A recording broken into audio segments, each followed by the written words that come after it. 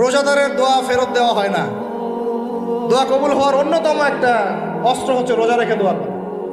কেমন করে ফেরত দিবে? আল্লাহর জন্য আমরা না খেয়ে আসি, তাই না? আল্লাহ পাকের মায়া হবে না, দয়া হবে না? আমার বান্দা না খেয়ে আছে, আমার বান্দা পানি ত্যাগ করছে, আমার বান্দা স্ত্রী সহবাস ত্যাগ করছে, হালালগুলো ছেড়ে দিয়েছে আমার জন্য।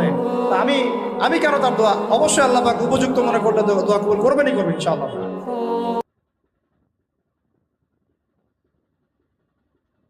পোস্তগুলার ব্রিজ ভিডিও করলেই ফর ইউ। পোস্তগুলার ব্রিজ ভিডিও করলেই ফর ইউ।